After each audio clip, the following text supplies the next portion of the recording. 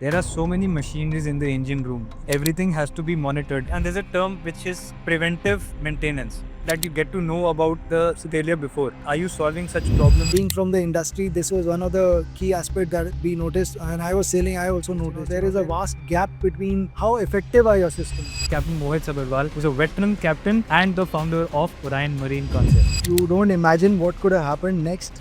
We came back sailing, everything went very well till Pacific Ocean crossing, went to the LA, heading back towards Japan. We hit storms. And it wasn't one, it was 1, 2, 3. Okay. So I was standing on the bridge for 48 hours. Were you always inclined towards software, sir? Not at all. A master mariner getting into tech, wondering how can you get into tech and such details and expertise. When I came and when I saw that this product is actually relating to what my ideology is, and then slowly came the team. Have you had such an instance where you realized how important and critical an operational checklist was, and if it was not done, you would have ended up here? Deviations happen, Right. diversions happen. The management has to be so strong and on time. It is important to have good systems on board ships and ashore to have those alerts being raised. I got to understand from your company that there is something known as Inspect Now, which focuses on sire inspections and all. Approximately 180 data points for a day's report. It is not humanly possible to understand this much of data point. What do you think is the future of maritime technology in the next 5-10 years? Welcome back to the KSN show. In today's episode, we have Captain Mohit Sabharwal, who's a veteran captain and the founder of Orion Marine Concepts. We are going to discuss the various challenges we face on board in daily day-to-day operations, as well as why ships matter. The most important subject we are covering is the technological advancement in the maritime future, as well as how it is solving problems. Watch the podcast till the end because you're going to hear a heart-to-heart conversation between two sailors, taking you straight into the podcast.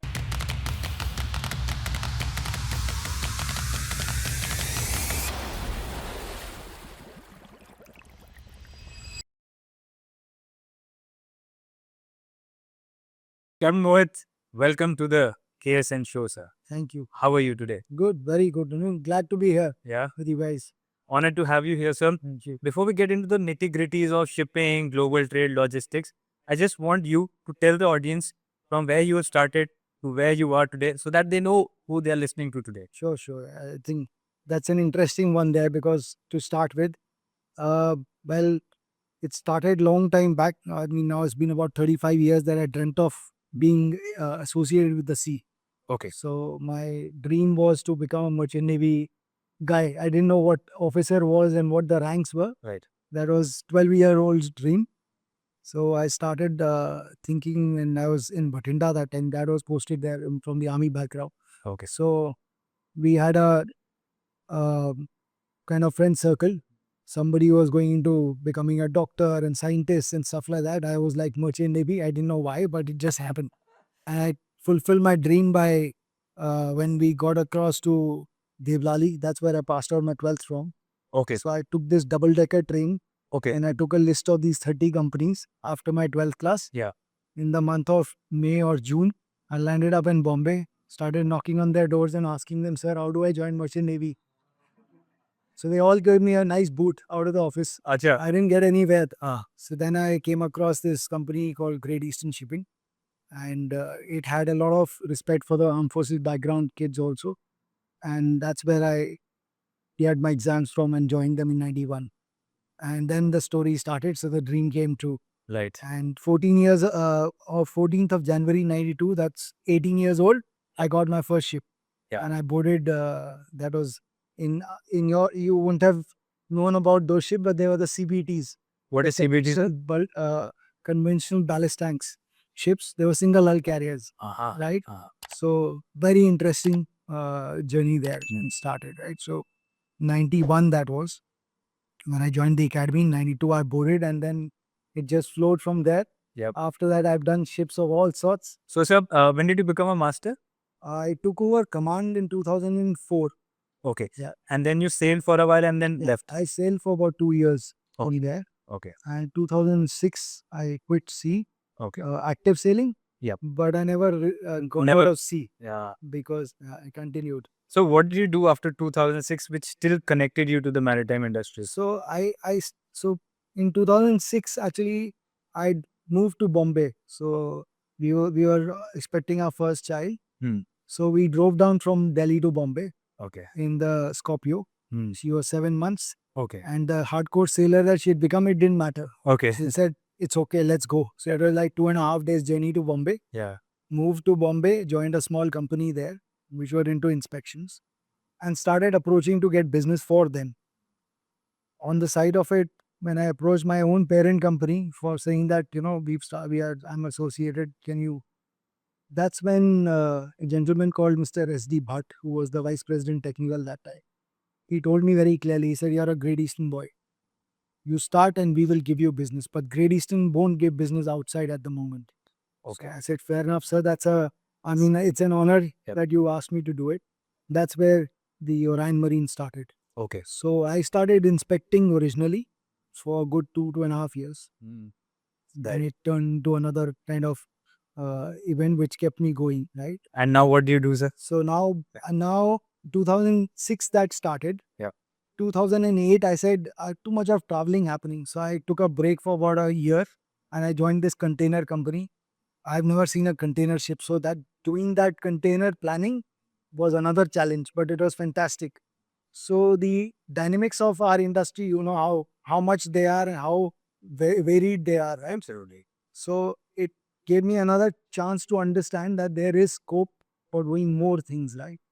And while I was doing inspections, while I was training masters, and when we were sailing ourselves on board, there were a lot of things which required, closing in, which needed to be integrated, collaborated, and also collated together. So came an idea, why not the technology front?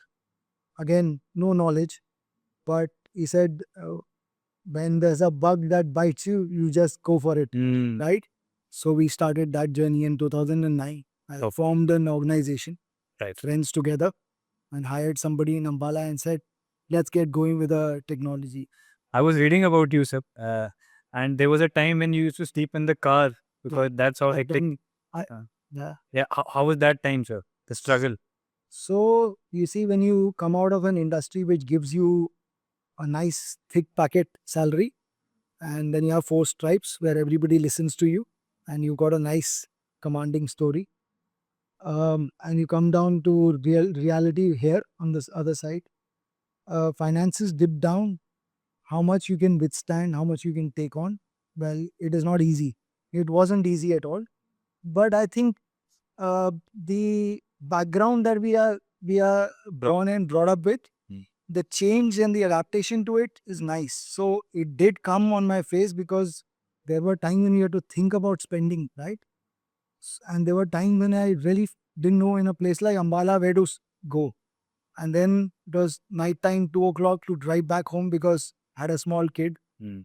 Charu was alone, my wife. Yeah. And we young kids to be handled alone, not easy, right? So I used to drive back. So there were times when there was nothing available and I couldn't barge into a hotel in the middle of the night because you can understand how the perspective of safety criteria are on the highways. So Right. I said, it's okay. Parked the side in an army cantonment Okay. in the car and knocked off Oh. for the night and started at 4:30 in the morning back again. Wow. So good times. We'll come back to that, sir. Mm. So, the theme of the podcast today, specifically, I wanted to talk about was you and I, as seafarers, know that a fact that 90% of the world's trade is carried by the medium of the sea.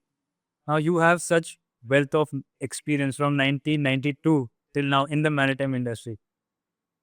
Do you want to talk about some of the fascinating facts which people don't know about shipping and enlighten them with that? Yeah, absolutely. I think this is a fantastic and a very fascinating industry. Right, sir. Yeah. Uh, what should be fascinating the people around us? One is the dynamics of the trade that we're in, right? I mean, how much of variety it has. Yes, that's like you said, global. It's the backbone of the economy, right? It takes care of the trade. It is the most efficient one, and it also ensures that you don't have any, uh, fallbacks. This is something which will keep on moving. It doesn't stop. Right. It is. In fact, sir, when you said that it doesn't stop, I remember in COVID-19, Yeah, everything was shut. absolutely right. Ships and seafarers were moving. Right about it. Yeah, yeah. Absolutely. It's like a proud moment for all of us. Right? Absolutely. Something which we joined and Yep. is a decision made just Yep. correct. In fact, even more anecdote to give, all this which we see here, Yeah, 90% of it is probably come via the medium of a ship. absolutely. Right. Yeah, Absolutely. yeah. So, back in 2000, sir, uh, there was not so much technological advancement, Right. right, on the ships. There was an instance which I was reading about while preparing. Suez Canal incident, which happened. The ship got wedged. Evergreen, 400-meter long ship. The whole trade in that area was stopped for 1 week. $9.3 billion of cargo was stuck. And then there was the Baltimore Bridge collapse. Right? People lost their lives. And again, the channel was closed for 11 weeks. Yeah. I wanted to ask, at that time when you were sailing as a master, there were not many technological advancements, yet critical operations which were still being carried out. How are you managing them at that time with this less tech? So this is a very good question. I think I'll tell you with a scenario that was there. And Please. like you rightly said, yes, the communication one was not really so much. So when we sailed, we had to communicate with our head office through the radio, the MFN, the medium And frequency and the HF, right, high frequency. So the radio operator used to set up a call and used to go that sound it used to make. And now we knew, oh, you're in connect. So there was a time like at 10:30 in the morning, all the ships of the company used to come on that frequency and the office used to give instructions and they used to pass on everything, right? So slowly it advanced to getting those telephones on board, the SAT A and the SAT Bs that were the expensive ones. Like Right. today, when you say free calling, we had no free calling. We started with something like an $8 per minute call. $8 is how much in rupees now? So now today it is about what, Six- 600 bucks a minute. Per minute. Yeah, per minute. And that time, from shore to ship, if your family wanted to call you, Right. oh man, the meter that SDD booth used to run and they didn't know what hit them. It was like 260 rupees a minute, right? The thing used to flash off. So 3 minute call and $1,000 gone. Yeah, it was like, it is like something which you can't afford. Yep. So those days when the sailings happened, when I took over my first command, I got my first ship out of Singapore Straits.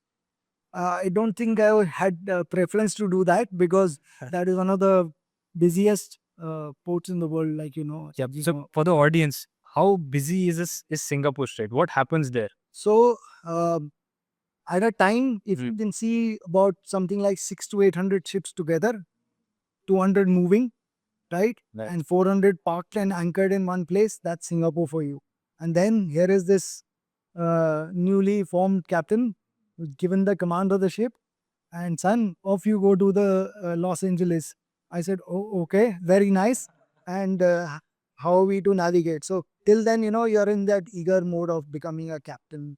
And I want to be there. I want to do something, right? And then the day comes, you're standing on the bridge and wondering, oh, okay, it's already happened. Yep.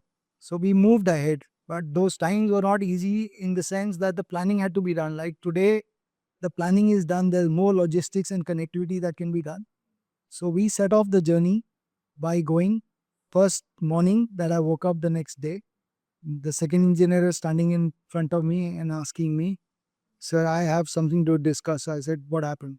We are in the family way. So I asked him, I said, did you just come to know? I mean, do we have a doctor on board who's just announced this, or is this a magic that has happened overnight? Yeah. We were in the port yesterday. You should have signed off Right. the lady. Right. So this is the first day of the command of getting out of Singapore Straits after battling that thing of the traffic and thinking, oh, Rockstar is out. There comes another one. I said, fair enough, let me call office. So there were two brothers in the company. Now the phone call starts. The phone calls are also expensive. In 2004, they were still expensive. So I call up the wrong brother. Okay. They're both known as Captain Korea. One is operation, one is fleet. Okay. So I call up the operations and he's very patiently listening to everything. Yeah. And he says, well, you got the wrong Korea, but I'll help you there. Sign her off. I said, thanks. What a great advice I got. I said, okay, fine. Fair enough. I'll talk to him. Good, we did that because You don't imagine what could have happened next. We came back sailing. Everything went very well till Pacific Ocean crossing, went to the LA, heading back towards Japan. We hit storms. And it wasn't one. It was 1, 2, 3. Okay. So I was standing on the bridge for 48 hours. Right. Continuously holding that rod Yeah. and the ship rolling and pitching very beautifully. We had a brilliant chief engineer. But the part of it was that we had to sail down southwards for 3 days continuously. And I had questions like, so you're I was a 30-year-old guy. Come on. I mean, 30-year-old, what are we here outside? What happens? Yeah. At 17, you're holding the baton, 30-year-old, you're the master. Yeah. And then this 45-year-old guy comes with a steward with a tea in his hand and asks you, sir, kal subah bachega kya hum log? So I am like, okay, that's not the best question to ask at this time of the sailing period, dude. Hold on, you'll survive. When we looked at the figures of the fuel, there was nothing going to be left in Japan. So I got a call from the office when I sent them in report. They said, Captain, are you arriving Japan? I said, I have no idea. I'm not going to arrive Japan. We are 2 days short of the fuel and they're not going to do it. So now comes the teamwork and how it happens and it is made to be done, right? You know the sludge part of it, the thick fuel that gets stuck inside the tanks. So let's give some context to the audience. What is sludge? Yes. So the sludge, so we take fuel in our cars here, right? And the trucks and everything. Simply just put the fuel there and then look at the needle when it goes to the empty mode, go and refuel it. Or it doesn't happen like that there, right? You got the fuel which is coming from these funny little barges and all the kinds of dirt and the mixtures that come with it. So something that settles down, which can't be utilized, right? And has to be disposed in a proper manner, is what is sludge, right? It's basically the thick fluid which doesn't flow. You know, so it's funny. Last night, my mother also watches podcasts and these videos which I make. She was asking me, how do you dispose of this sludge and garbage from the ship? So I said, good question. Let's ask the master mariner. Yeah. How do we do it, sir? So this is the whole scenario, right? Yeah. What happens? That passage itself, I called up the chief engineer and asked him the same question: are we arriving Japan? He said, Captain, as of now, no idea. And he's a cool guy because 56-year-old, I'm 30 years old. The guy has experience enough to understand. Next thing I go down to the engine room, I said, let's meet and discuss. I see chief engineer, second engineer, oiler. So there's this manhole or a big hole that is there in the tank side, right? They've opened it up. Okay. They're inspecting the tank to see if they can use a shovel to pick out that sludge Wow. and warm it up and use it. I said, what are you up to? He said, Captain, how are we going to reach? Oh, so he says, you don't worry. We are going to reach and I'm going to make it happen. So we heated up the sludge. He turned it back into fuel as much as he could. Okay. And this is all manually being carried on shovel in a... And we have force Yeah. 12 going on. Force 12 is something like, if you see, what can I associate with? A roller coaster? Right. Yeah. Right. Worse than a roller The coaster. down, yeah? the down part of the roller coaster. Right? You're like, you can see the water Yeah. of the sea coming up, And that's the amount of hitting you. wind coming relatively 70 hitting. knots wind happening there, right? So those are the times the first command happened. So I don't think anything more was required to make me stronger and say that, okay, good decision. So we did reach the port and then I called up the superintendent. Now you see the dynamics of how shipping runs. Yes. So I said, we have 30 tons of sludge. He said, excuse me? I said, what did you expect? We have been through 3 storms, Right. sailed for 3.5 days down south, could not turn around. There is no fuel on board. We had 1.8 tons of fuel left. So a ship consumes it used to be what, 20, 30 tons a day. Right. We were 1 ton left with.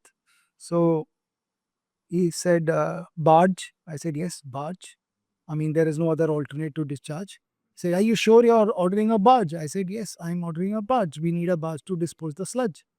So safety first, environment, but there was no question about it anywhere else. I said, I can't burn this sludge off. It'll take us 2 years to burn it. So we got to put it off. Captain, too much of cost. Fair enough. Has to be done, right? And they did it. Okay. So same thing with the garbage goes as you asked, right? Right. You can't just chuck it off.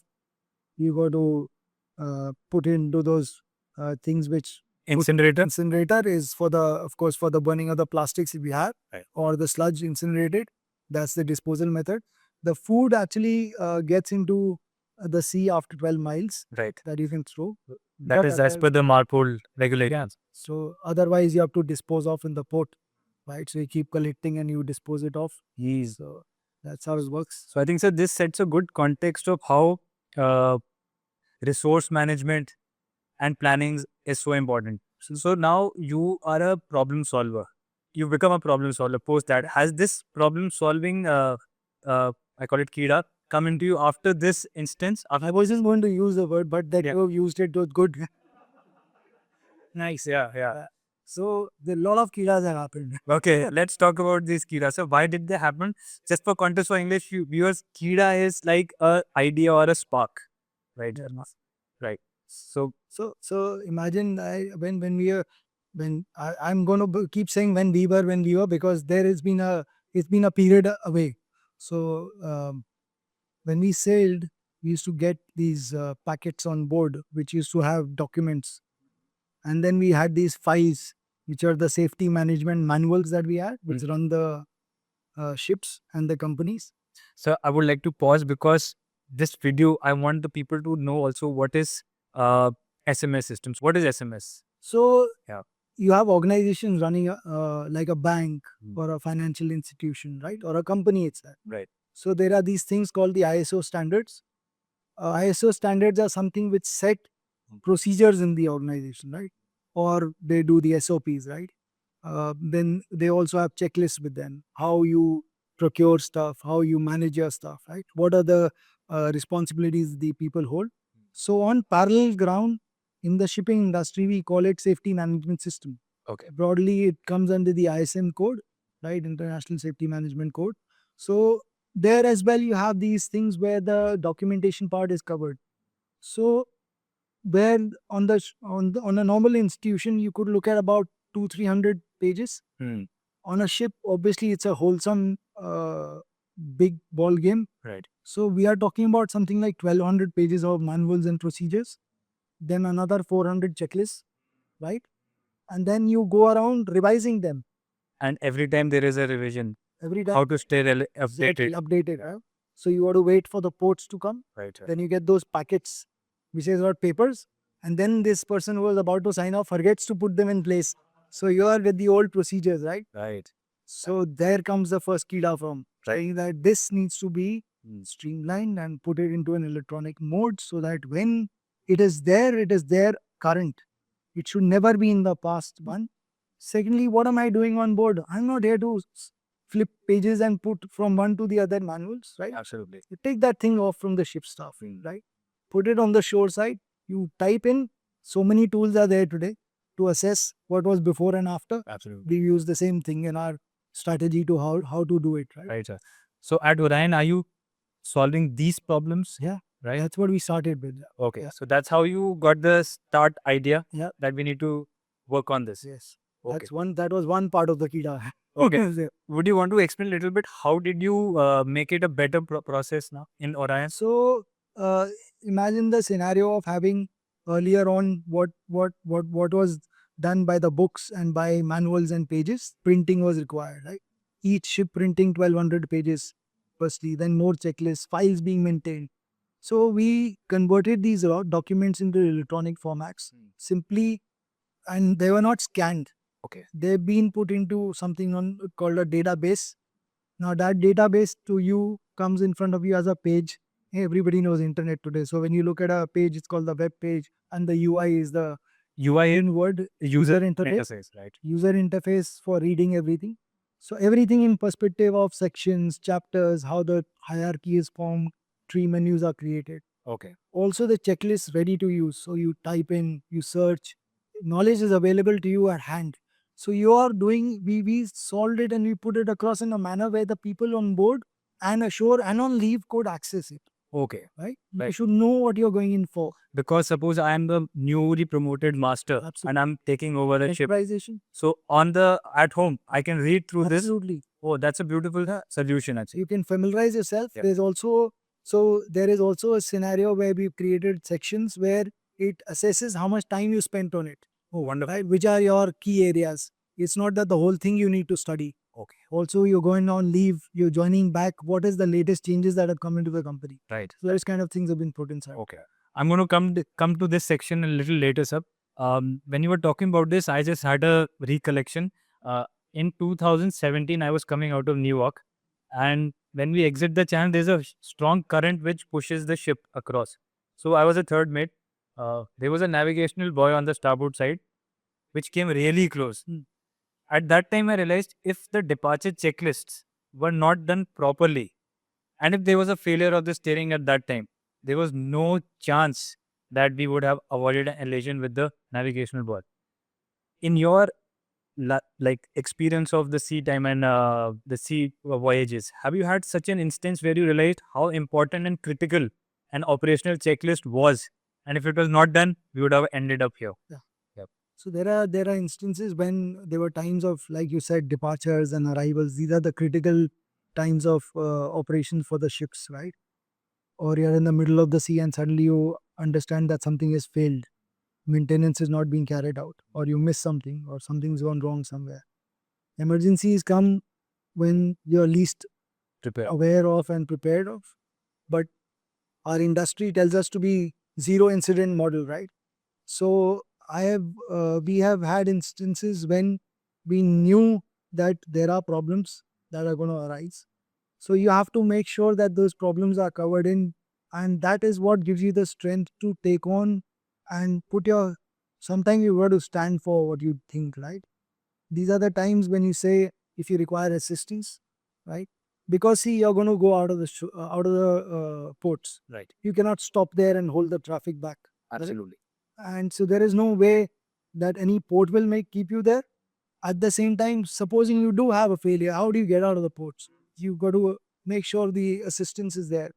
So there are times when we had our share of forcing upon tug assistances, Right. Right. extra people on board to monitor the things, heighten the watches. And so, Karan, if you are looking at a normal port and going in and out, fair enough, these things can be managed, right? How about a 90-mile long river passage, which is called a Snake River inside a port like a Caripito area in Trinidad and Tobago? Buenos Aires. Yeah. Yeah. Imagine what scenario it is. So we actually, Yeah. for turning the ship, I beached the ship to turn the ship also. So you beached. So what is that? So imagine you're going, like now you go on the road, right? So your car is going and I suddenly say, oh, I had to go back there. The petrol pump is there for us. The port is there. The berth is there. So how do you turn the ship around? There's no pace. There's no place to turn it around. I mean, there cannot be a place where two ships can Turn around. right? Because the channels are so narrow. It's so narrow. It's just the width, just about maybe 20 meters each side of the ship. So there was this bay that was created in that, and that's actually what it used to do for every ship. Oh. So it was the first time experience when you're standing in front of the ship and you think that I'm going to, run over this, run it aground literally. Okay. Okay, go full ahead. Full ahead. You Full have ahead, to go. full ahead. And you climb on top of it. Oh. Okay. And then you have these monkeys hanging from the trees. So you're wondering they're going to fall onto your head or what? Oh, and then you give a full stern, right? So you see the beauty of the movement there. So this is the time when you understand the importance of making sure that when you come inside that area, you have everything going. Otherwise, the failure is, you cannot imagine what happens there, right? Right. The cargo that you have on board. Right. And I think that's why I wanted to set the context of the Suez Canal incident and the Baltimore, because Absolutely. exactly something like this, Absolutely. such a great global impact. Yeah. Even I think the oil prices rose up during that time when the Suez Canal incident happened. Absolutely. I think that's when shipping also comes into the mainstream media. Otherwise, we are the background. ghost, like I call it, the ghosts of the world. Yeah. That brings me to another critical question, which not just I, but the entire audience has. You are on a oil tanker, like you said. Oil tanker do tramp trading. That is deep. You never know when the next port is or which the next port is. At that time, food resource management is critical. So, sir, you as a master, how did you manage this? Like the amount of food which needs to be there, and how do you plan it? Because why I'm asking you, as we go on to the next section of this conversation, I want to emphasize on the resource planning and shipping. So, in your experience, how is that shaped, sir? Yeah. So these are important things, right? On board, things like food is one of the most important things. Safety, culture that you maintain and manage Right. on board. If you have shortage of these things, the morale of the people goes down. If your living conditions get changed or you don't have enough sufficient things on board, it is not fair to the people that you're serving and you're commanding, right? It's not absolutely not fair. So these were some things you prioritized always. We had low budgets on the food scenarios, fair enough, whatever they were, irrespective. But then you got to plan it out in such a manner that the ports that you pick up the food from, right, are logical, Right. are not those astronomical price ports. Yeah. The boats are not charged for and things like that. So planning was done much earlier, right? Like in terms of knowing, we used to keep at least a week's food stuff reserve extra, Okay. always. Okay. And the last things to come on the table were the frozen stuff, right? The fresh ones used to be always there.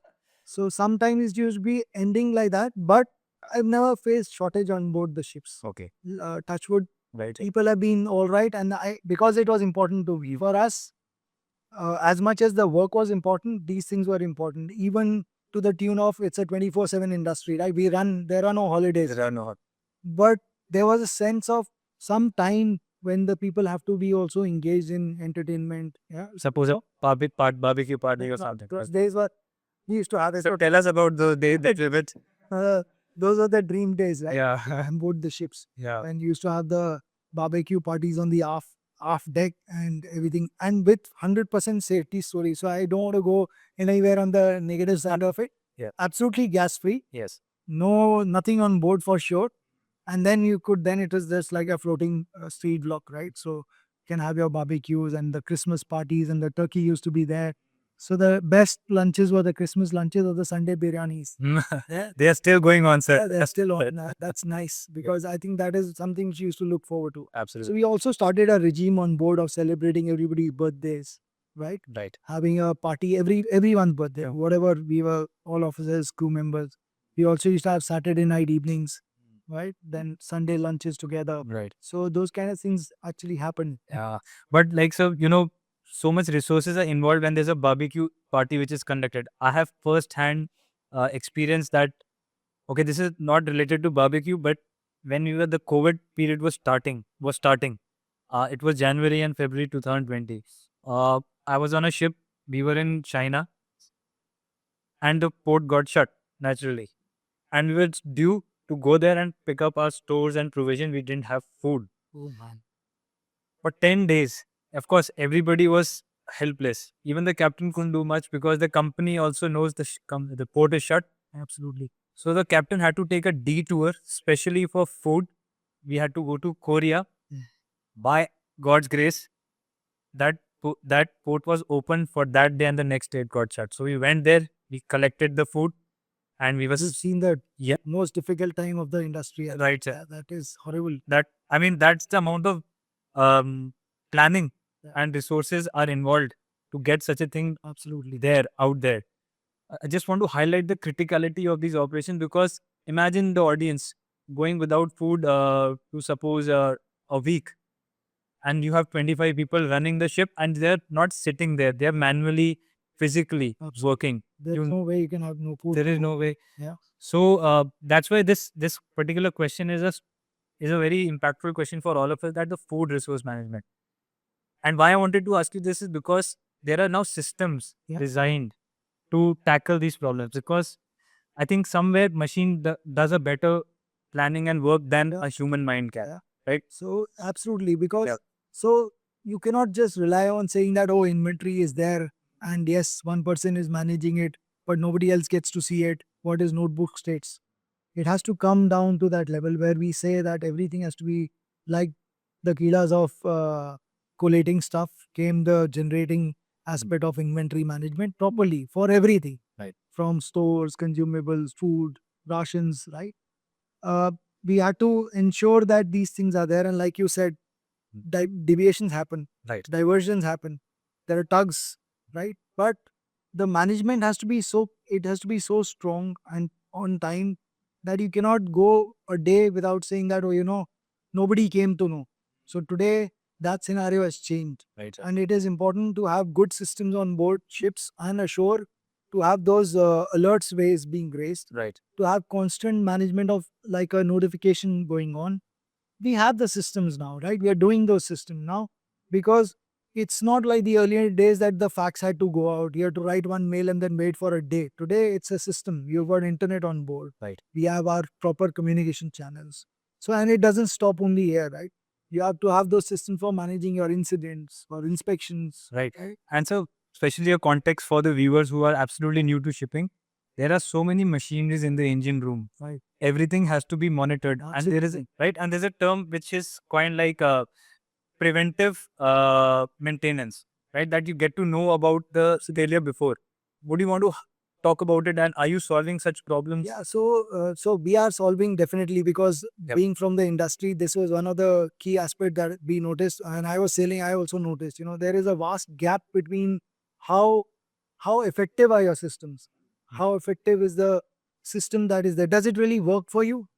Are you actually giving something to the ship staff to work on, or is it just for an eyewash and just monitoring and management, which has no value at the end? That's not the idea, right? So the idea is always to give them hands and eyes and view and vision how to do it. So when we create the systems for ourselves and for the colleagues that we've been serving for such a long time, we ensure that the simplicity is maintained, right? Right. One, understanding should be such that I don't have to be a scientist to understand the concept there, and I don't have to search in hours together to spend time in the system. So, can you give an example of this simplicity?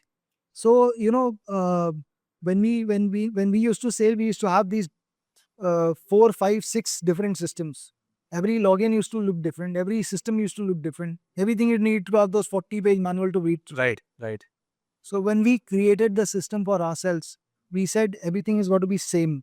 So if you learned one section inside it, which is there, like an inventory management or PMS or an incident reporting, right, or an SMS, you know the whole system altogether. Right. Then extraction of reports, generating, monitoring them, right, giving alerts, dashboards for yourselves for carrying out, right? So, sir, this is regarding like planned maintenance systems of the ship. Planned maintenance systems, preventive maintenance, unplanned maintenances, emergency maintenances, right? Right. Everything covered. And so, where are these used? So, yeah. So, supposing you don't have anything on, how do you manage? It's like so what are we as a sailor? As a sailor, we are expected to know here, if you are in the house today and something gets spoiled, what do we do? We Call urban company. right? Exactly. So the urban company, that's you on the ship, Absolutely. right? You yourself with a spanner in your hand, right? Yeah. So if that thing gets spoiled, Yeah. and you can't sort it out and you don't maintain it on time, right? That's what maintenance does. Absolutely. Every machinery that we have on board is almost everything is critical.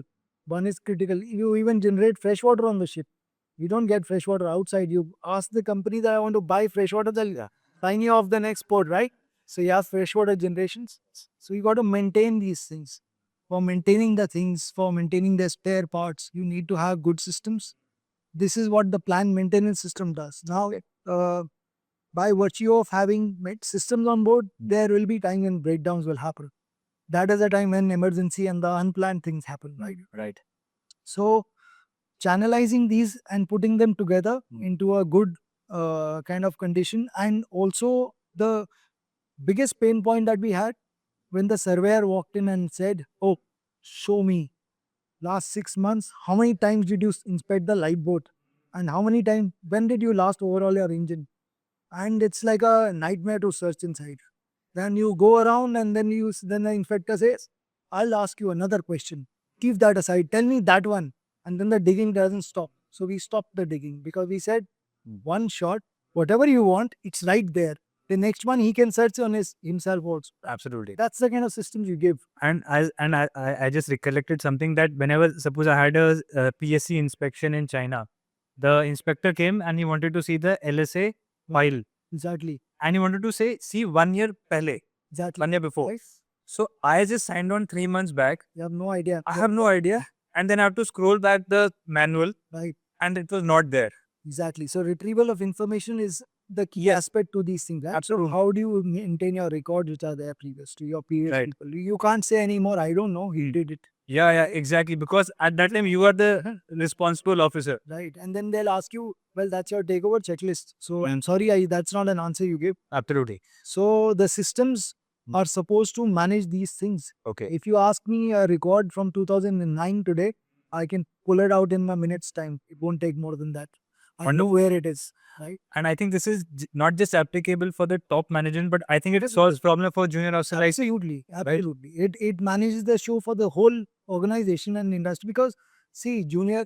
So you rise to a senior rank, but when you are rising to the senior rank, you've got responsibilities. We don't have the liberty to have responsibilities that only the senior staff has. The juniors have as much as responsibility. They'll be questioned as much. Absolutely. They're supposed to know about your job, your safety checks, right? Right. So pulling information, knowing about things, and getting to know about more stuff from the company. That's what enhances. Absolutely. And so I was just browsing through Orion. There was something known as NAU 2.1. Is it the same thing which we're talking about right Yeah. So NAU 2.1 basically was it was the dream that started off by we were searching for a name actually. NAU came into context of wondering what to call your software that we started with. Right. Because this is 2. Although it is called 2.1, it has been overhauled or turned around 4, 5, 6 times. Okay. Right? Okay. So it all started off as what we call in Sanskrit the nav, the boat itself, right? Right. So our original logo is also the golden sailboat. Okay. So yeah, NAU 2.1 was the dream project, and when it came out in 2009, uh, I had a pride moment and a proud moment that time when we met our competitor. Okay. Had gone to showcase this to a company in Singapore. I'm talking about our product for this thing, but Right. this is a nice thing because somebody who's a competitor to you and as big as for us, it used to be big and still is big as an Amos. If you heard of, that's a good system which we had earlier in our days. So there's an officer there. He said, if this is your first version, you guys have already won the game. Oh wow. Right? Because you've consolidated the information in a place like this, which makes sense to us all. Everything is in one place, right? You got the whole show together. This is what NAU was at it started. Okay. Right? Were you always inclined towards software, sir? Not at all. Because me being here right now in this position, was just wondering, a master mariner getting into tech at the age, what age were you at that time, sir? So I was 32 when I 32. started. Yes. So I'm reaching that age and I'm just wondering how can you get into tech and such details and expertise? So I think when I started off, Yes. I liked the idea of the logic and the way it perceived things and put them across. Because while I was on board ships also. The first thing was managing everything and putting them together. Everywhere, every ship that I went to, I used to do the labels on my own on the files. Okay. I used to print them, first cut them, paste them. So my wife still enjoys telling me those things and saying that there are those days gone now, but Yeah. that is how I used to do it. So when I came and when I saw that this product is actually relating to what my ideology is, and then slowly came the team, right? And when we came into the management of the coders and the developers that we hired finally, because for 4 years I ran the show alone. I came up with I tried to manage and I did about 100 ships on my own, installations, supporting, backing them up, reinstallations, everything. From 100 ships. Yes. And I ran the show for 4 years on my own. Okay. I had a person whom I hired outside, Right. like a freelancer. He used to do service in Ambala. I used to get on call with him for any big bugs or anything which were there. But then when we started the organization, the team of our own, it actually dawned on me that, this you can grow on. And since the team was so good, they managed things also together. It led to another thing that now I'm going to learn coding. You learned coding? Yeah. So now I started developing about 4 years back myself. Okay. So I said, this is something, and that's where learning comes, right? Right, sir. YouTube channels. Yep. Everything's open. Yep. So for me, things were a little different because logical understanding And the thing that excited me in the coding was only this. Okay. The way it flew, the information flowed. Wonderful, Oh, sir. Wow. When you were saying 100 ships, sir, I just had a inquisitive question right now. There are, suppose in a company, more than 400 ships. How does that data of all the ships come to one center and then it is read upon and then given various instructions? Yep. So this is, and so this now it has become very simple, right? The data movement is high big data that they call now, right? So this big data story, we started already in 2009 because we had started these ships, and the technology that we began and we started on was ASP.NET. It is called, which those days was had just been released 2 3 years. It was absolutely fresh. So when we look at systems, the restrictions, first thing was that the restriction has to be moved up. You can't be restricted to one particular computer only, right? Right. You have to be, it has to be accessible across on all computers on the ship. Hmm. Our first instance problem solving was that wherever you sit on the ship, don't just come to one computer and don't need to install on or every computer, Hmm. but it should be available on all computers, networked, Right. right? Right. So today's day and age, internet, how it runs, we used to run it on intranet, but one single installation. Now there is a hub that is maintained on the cloud, Okay. and there came the word cloud. So what is cloud? Yes. So cloud came. So we had, when we started, we had servers. Servers used to be one computer line. So I've had servers in places like, so we started with a company called Serverlock. Okay. It is a US based company. They had their servers in the US, in Europe, and to once what happened was, so all these ships, like you asked, their data is being reported to a central point. Right. So the data comes through satellite. On the normal email services that we used to have, we used to put the packets and get them automatically, right, to that central hub. And then we've created a website, right? It's like a website basically, hosted a website kind of scenario, and it is available on the internet to everybody. This server is very critical. The backup has to be purchased and stuff like that. One day, it just happened to flash off for a few moments. You mean it just got? Server just, Is this like sometimes WhatsApp gets crashed and Instagram gets crashed? exactly. So it just happened. So this is about 2013. So we called up these guys and they said, sorry, but the warehouse where it is has had snowfall. I said, oh, okay, excuse me. So are the servers floating? Yeah. So that those times were like that, but they had a backup plan. Okay. So it was just a matter of 1 or 2 hours downtime at that time. After that, But I think, sorry sir, but I think that 1 2 hours of lost time plays a very big role in the ship, right? right? It's a downtime means that the information for that time period is not available, so you don't have a backup plan, right? Hmm. So there comes a scenario of the same company saying that not to worry, you're going to be online. One server down, we'll pull you onto the other one. So we had a parallel engagement going on. Okay. So when we say, then everybody started. So actually, digital movement has happened after 2019. Right, sir. Frankly speaking. Exactly. And now the buzzword is digitalization in maritime. Absolutely.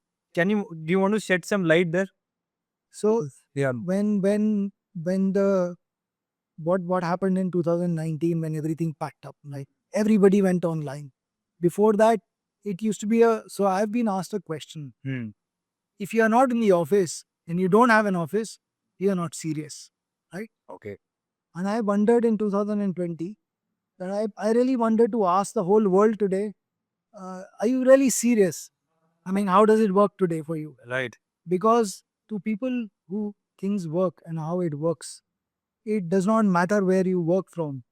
This is what digitalization has the capacity to do, right? It has the power to get the information in your hands anywhere across the board. Right. So to adapt to it should be natural. You should adapt to the things which are there, right? To build on it. Right. 2020 actually gave people realization of the importance of systems as they were to be hosted somewhere. We needed information flowing. And it actually brought us to life on more ground to state that yes, you guys are critical for us. And this is particularly about the maritime sector. Absolutely, totally, because see, the whole information flow. and it is not related to only to the SMS and the management of the maintenances. Yeah. So I had a very dumb question to ask you. What kind of data are we talking about in the maritime fraternity which is getting transferred? It is a particular question my mom asked me yesterday. What is the kind of data? Data, yeah, from the ship to the shore. Okay. So actually,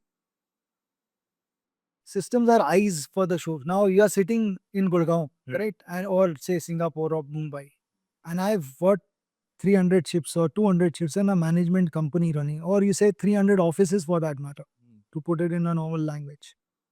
How do you monitor those offices? How do you know each day what's happening on those offices, right? On the ship. Yeah. So for us on the ships, Yep. how does it work on the ship, Right. right? So each and every activity Hmm. that is being captured on the ship, it started off with the mandatory required systems, which used to be the plant maintenance.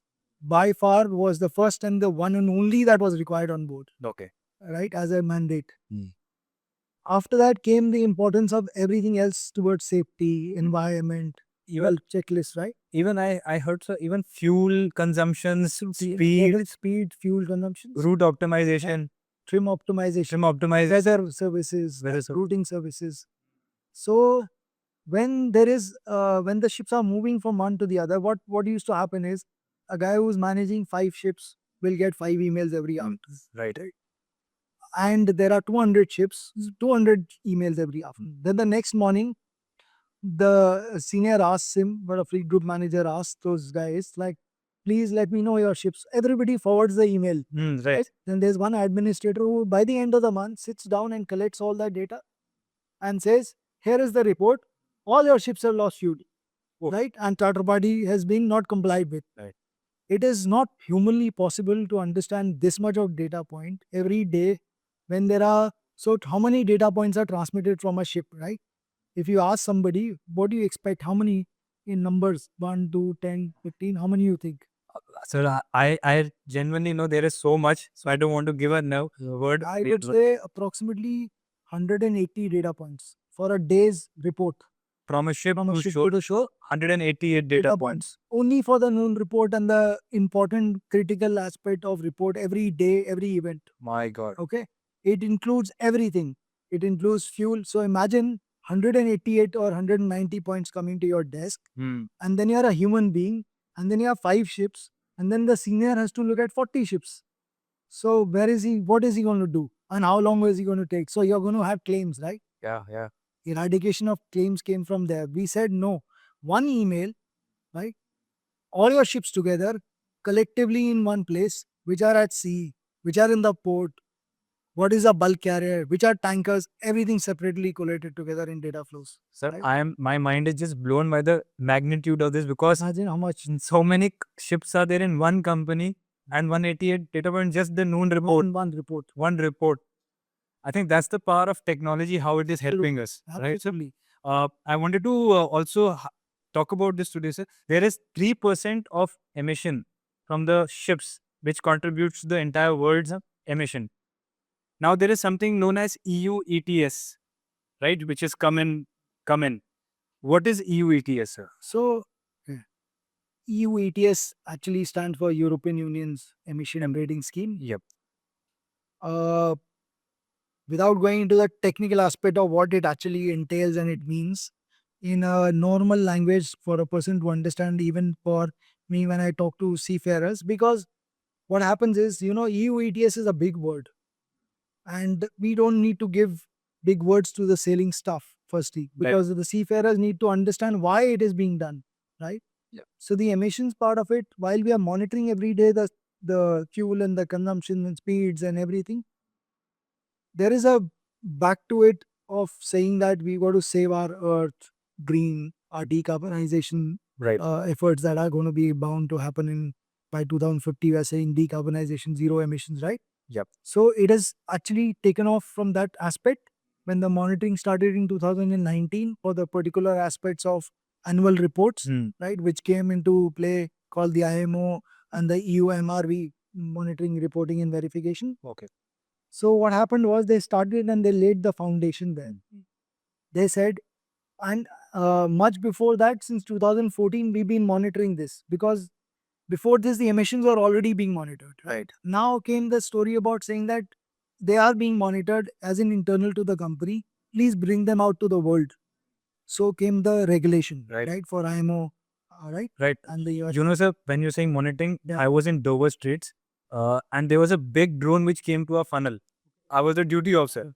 Okay, that And started. Huh? yeah, for me, I was like, it's a security threat. Okay. Some big Right, drone and just a mini helicopter. Oh. So I called the captain. He came up running and he was also shocked to see what is happening for monitoring you. yeah, and for security because there are a lot of other Tracks. ISPs and everything there.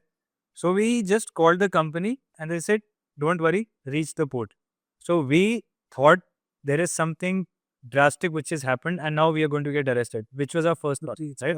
It's not easy thing. It's not easy thing. It's an unknown identity hovering around us. We went to Rotterdam and we got a letter.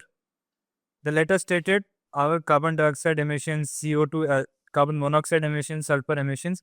So that stringent regulation, Funnel monitoring also. Huh? funnel monitoring was happening. We was of course compliant because we knew there's that special areas and all of that. But for the first time, I saw how strict European side is. Absolutely. Right? Yeah. So they've come up with this. It's very interesting to understand the concept also. They've made it nice. Yep. So they said you monitor it. So that's Europe specifically. Right. So you monitor it. Yeah. But we are also giving, so it's become a trading scheme. So in times to Karanvir, Hmm. they're going to come up with a scenario like it'll be like a stock exchange, trading exchange, right? Oh, Trade oh. exchange. Right. What's going to happen is today when they say EU-ETS, they say that the regulation gives you an allowance. You will come to our zone and this is the amount that you are allowed to emit in a year. Okay. As simple as that. This is your allowance for the organization. So they give you a multiplier as per your ships, Right. number of ships. If you were to understand in a normal language, imagine that there are two neighbors staying across and they have this garbage disposal every day. And the municipal corporation says that, boss, no more than 2 garbage bags a day. Third garbage bag, we are going to charge you. Right? Right. So one day you have only one bag and the neighbor has 3. Right? Right. So you can actually, he can pay you. Right? This is the trading scheme. So you mean, allowance. you mean to say the company is going to get paid for less emissions? Yeah. So they said we give you an allowance. Okay. And the amount that you said, Right. you can sell. Oh. So another company whose ships are probably not doing well, or they've traded in such a manner which has a issue with the emission controls, can buy the allowance from the other company and say that, okay, we've still got an allowance because we bought over this much trade. Oh, this is So wonderful. the fines are absolutely astronomical to handle. They can't do it. Okay. Any numbers if you can tell? So I mean, Yeah. it'll be multiplier of thousands of dollars that we are talking about for even a day's time, right? Right. And plus the delay. So I mean, it's crazy thing. So I had a question. How much does a ship spend per day on just running costs, if you have a figure? So I should have a figure because I had done commercial operations also for bulk carriers. Yes. So it's very interesting because these commercials work very well. So when we talk about food, crew salaries and stuff like that, it's the costs come to about well, I won't go into the commercial loan how much the ships earn, Yeah. but how much is the operational cost? The operational costs are nothing less than $8 to $9 to $10,000 a day. Wow. For the whole entire scenario, and it depends upon what type of ship it is, what size it is, what fuel it requires. Right? This is besides the fuel cost. Besides the fuel, just the operational. It's just the operation cost. So since we are talking about technology, there is this hot topic known as AI and BI. In just a brief description, how is AI and BI optimizing routes, fuel consumptions, efficiency? How is it playing a part in the maritime? So I think that they play, if I may say, in a support mode, right? Because for us, human beings stand first. So and the tools that are coming up today, they are essentially the ones which are going to be always assisting you in getting information out.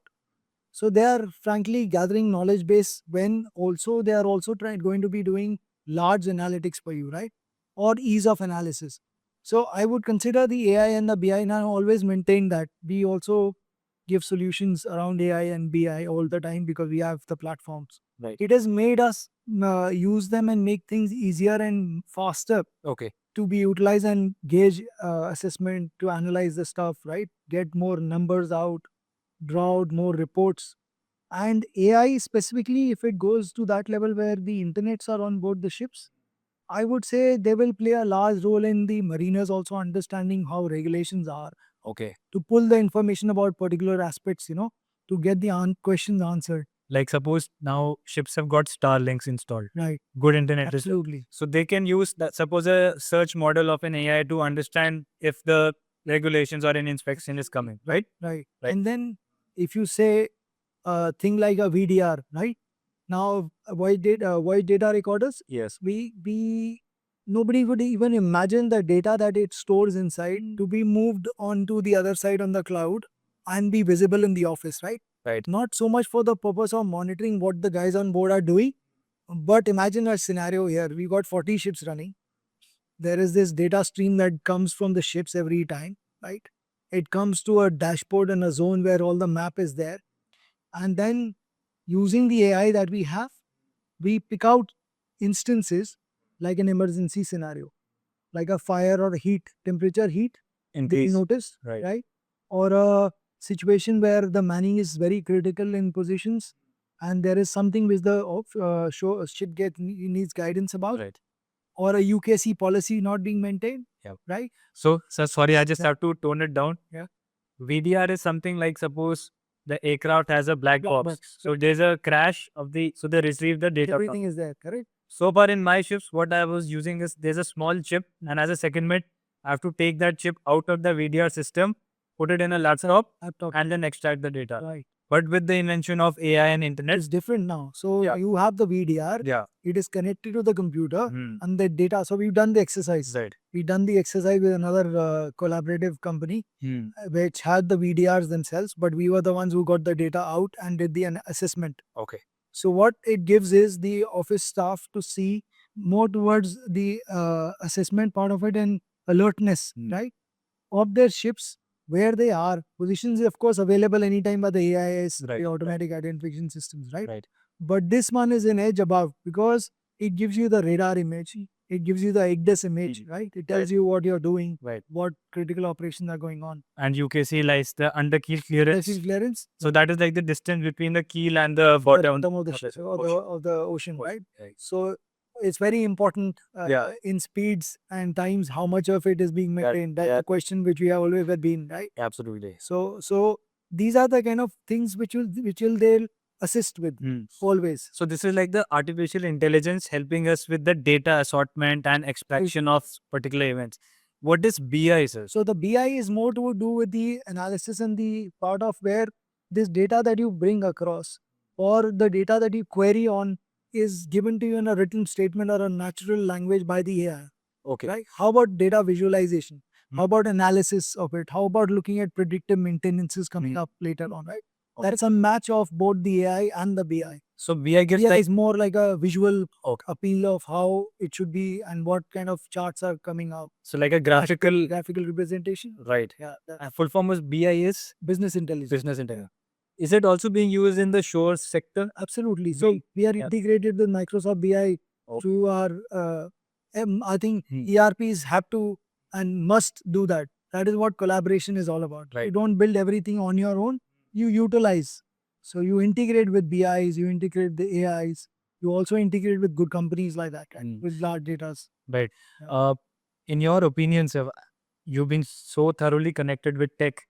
There is the concept of autonomous ships also coming in. I've also researched a little bit about it. But what do you think is happening in that sector? Because so many seafarers watching this also get taken aback that, oh, will my job go? So I think that is a, leaving the controversial part aside, Yes. in the practical options of it, I won't like, frankly, that to happen to all of us. By what we can do on board as seafarers, yes. Again, to assist us by doing our jobs better and putting more things, definitely yes. But to replace is not an option. So autonomous ships are coming up, but they should be used and they will be used most likely with for those kind of operations where we know that the human beings probably are unable to carry out, or those transportations, or the areas where those ships can actually be dedicated and be run. So, for example, I mean, you can say if I can run an autonomous ship for 12 months in the year without thinking about the temperature around me, Right. whether it is snow, whether it is ice formation, it doesn't matter, right? Right.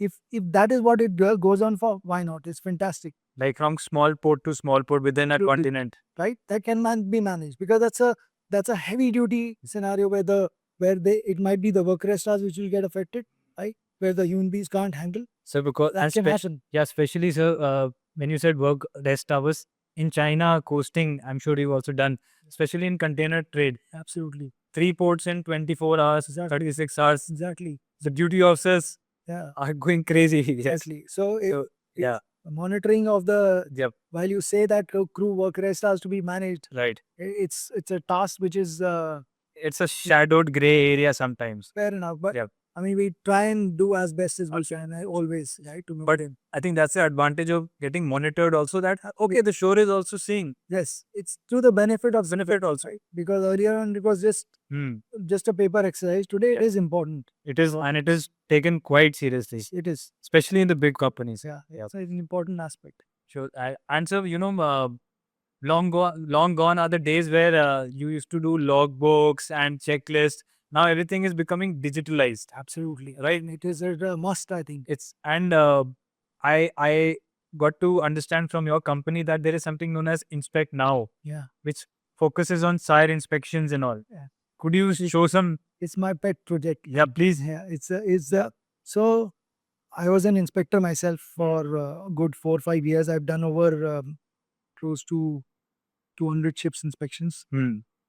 My time in them days used to be flying. If I took my inspections at the ports like Singapore, board the flight at midnight, arrive in the port in the morning at 8 o'clock, head to the tugboat, board the vessel at 12 o'clock, start the inspection, go to the midnight, right, complete the inspection, then start preparing the report.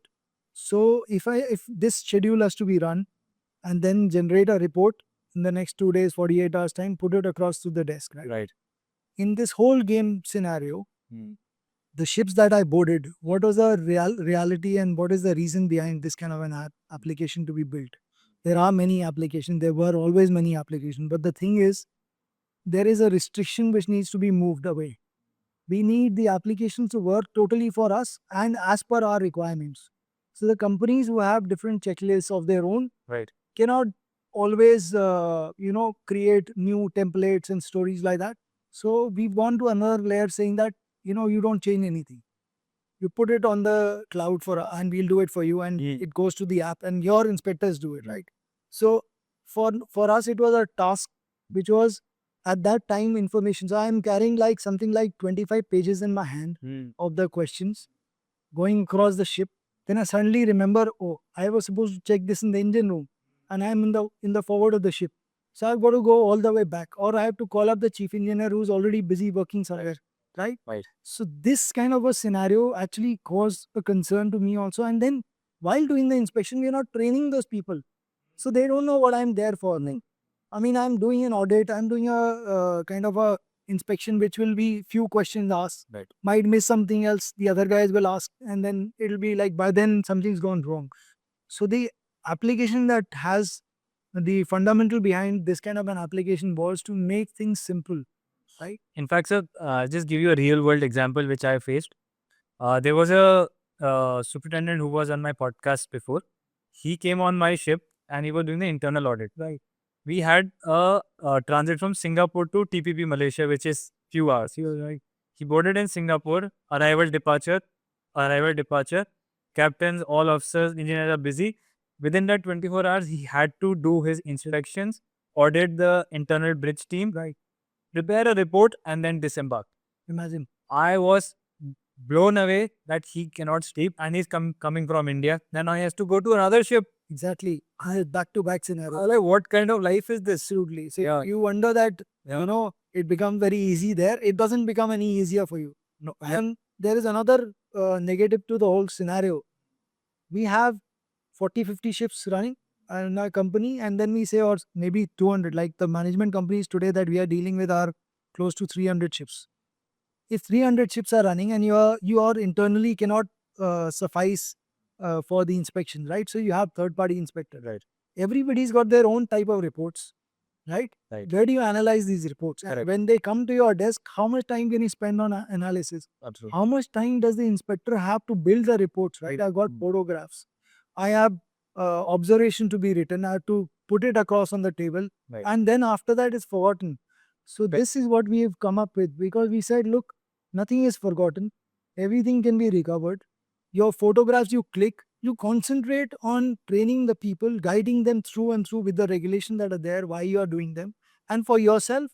So it's like there's something called a roving scenario, if you heard of. A roving scenario means, so the checklist itself can be compiled while it has got the chapters and the questions in the normal checklist scenario, but there is a collation of those things into different aspects, right?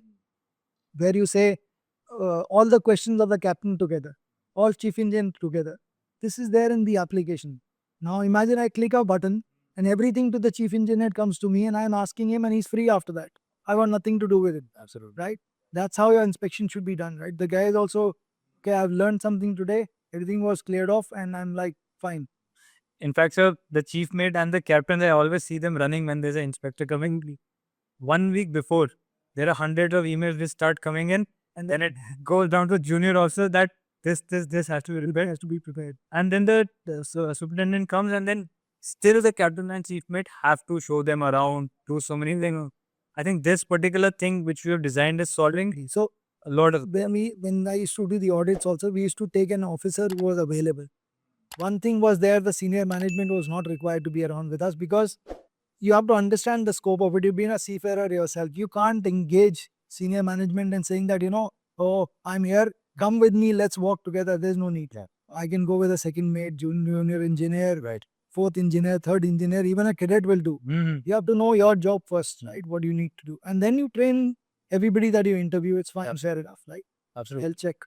Wonderful, sir. Now I just want to take you back from the technical aspects to your seafaring days. Okay. Any profound memories you still remember? Do you want to go back to sea? Yeah, absolutely. Anytime. Yeah? Any day. I've loved the sea. I think all over again also. Nothing, no. You would want to do this all over again? I think we've had Yeah. the times which are beautiful memories. I've been to places. I only read about the higher latitudes and the sun never sets. We've actually witnessed it, because there is a port in the White Sea which I went to in the month of May in the White Sea. White Sea. Yeah? Where is this? I've never been. 88, 89 degrees latitude. North? North Russia. Wow. This is that port where this 6 months the port is closed because of snow. Okay. And the only months that it is open to. So when you go there, it is such a beautiful phenomena that you see the sun rise, then the sun set, but it hasn't set. It's still there. Yeah. It just turns the direction, goes all around. So you can literally see the sun. It does not go above it goes around you. So it's a beautiful phenomena. So, those kind of things and the memories that are there. I used to be in Anchorage at port in Kandla as a second mate, and we used to get these 5 days, 10 days anchorages. So I had nothing much to do, and one of my masters who was there was also, he had his own stories going on. So sometimes I used to be like on the bridge wing, and I used to see the seagulls flying around, right? So I had this, the biscuits and the cup of coffees that we have on the bridge. Some of them I said, okay, fine, let's enjoy. So I started just saying that, let me see if the birds can catch something. And I literally started just throwing them into the air. And these guys were fantastic. I've had like seagulls coming there and diving and catching the biscuits and enjoying themselves. Yeah. These kind of things don't happen. And then I took a vacation with the family in 2019 to Greece. Okay. We caught this boat from one island to the other island. Nobody knew. I've been telling my kids also the stories about the seagulls, right? Yep. But it's hard to believe that this actually Seagulls can do that. Yeah. So I took the same thing, biscuits in Greece. Right. And we started doing the same story with the seagulls in the boat, and everybody joined in. Wow. A beautiful sight, right? There was 1, 2, 3, 8, 10 came together, and they were like diving down and catching it. So those times, I mean, seeing the sunsets and the sun, and then the port that you arrive at after 15 days, and the land comes up on the horizon. I think no other profession can give you such a, Absolutely. and that 15 days of wait Exactly. to Yes, imagine be there. that beautiful sight that Beautiful sight. land just pops out of the Yeah, thing, right? the horizon, you see the land. Absolutely, the land coming in. And the whales and the dolphins Yeah. which are going with the ship. Absolutely, sir. Yeah. It's a different world. I say, absolutely. For me personally, it's like I live in two worlds physically. Yeah, absolutely. Right? It is always like, and imagine, so that's like the parts of the sea, right? The shore dynamics. I don't think a seafarer, as long as health gives or does not give way, Yeah. I don't think we can be out of a job here. There is so much to do in this industry that I don't think any industry offers you this, right? And you keep saying that it's an ever evolving industry. Every time you got something new happening here.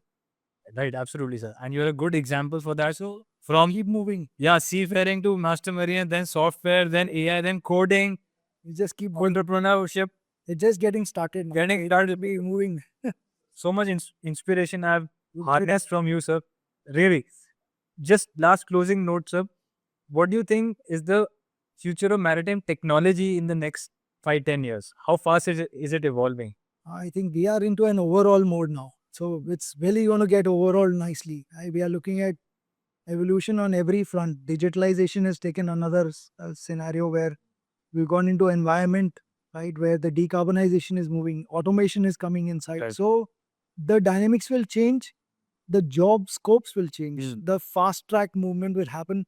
And I also hope to see that it becomes a better world for the seafarers. Absolutely. They need to be recognized. Yep. That is something which also needs to happen with evolution, right? 100%. There are companies who are doing good stuff always. Yep. And they come first. Without the seafarers, we won't be around anywhere, right? Nothing will move. Absolutely. Yeah. Perfect. And so, what is your vision for your company, for Orion? So our ideas have been basically to innovate. So basically, we are like, domain knowledge is there. We are domain experts, right? We've never been scared of adaptation. So the background that I came from as armed forces, and the movement and the different things that the sea made me learn to adapt to weather conditions. I don't think in days any weather changes anywhere in the world, right? Yeah. Our adaptation story of ours has made the scare go away. So the innovation part of it is always alive. Oh. It just keeps on booming every time we have a new story coming up. There's something new that comes up, and that we worked upon in the software industry for ourselves. We've never been scared of doing stuff and building new things and offering new, and also customizations to the people that we have. So we've kept an open game. We don't call ourselves as competitors. We say collaborators. Right. And that's my vision. I say the best of the world, if you are in the software industry, to the people that you serve and the community that you're with, you let them allow to give an integrated solution from all of you. Absolutely. That's our vision, actually. I think my takeaway from that particular line was that we can adapt because of the training from the sea and experience to any challenge, Absolutely. anything, Absolutely. Anytime. anytime, anywhere. Anywhere. So that's like your advice for the young professionals also. I think so. I think Yep. you should, the belief in yourself is the first aspect that you should have. You got to realize that, you can do it. Mm. Don't be wary of criticism around you. It can happen. It happens all the time, right? Right. If you are always told that, oh, this is already there, well, everything exists, right? Exactly. Now, why would we innovate then? Yep. Because your innovation leads to something new, Yep. right? And I would say, if you are in the seafaring life and you're a seafarer yourself, right? I think something that it gives you to build up on the side, like I think you guys are the best examples here. You're hosting the show here. Yes, sir. Being a second mate is a brilliant start to itself. The entrepreneurship is already risen, right? The dynamics keep changing for you. There is nothing to worry about. Absolutely. You take on life here. So I've had instances on board ships where we've had people coming up, and there are times when you feel, that this is not the industry for me. I can't handle it. Missing home. Things will happen on board the ships. You'll have many people like that. They have to be motivated. So you be the motivator. You be that person Right. who keeps people going. I've had instances where I was a chief mate and cadets were there, right? Mm. One of them and Hmm. tall, Yeah. healthy characters, Yep. right? But can't handle. Content. I said, no worries. Do it for a while. Even if you go back, there is nothing to look at, right? Yep. Yep. They become masters. Yep. They- Okay. Yeah. They've been trained seamen who become masters. So I don't think we have to be scared of anything, Absolutely. right? So youngsters should keep on going. So much I've learned from this conversation we had. Personally, for me, you're like an inspiration from how a mind of a seafarer can evolve to someone learning coding at 32, 35. Like you said, we can adapt, we can change, we can shape shift immediately. And that's what I have learned from you.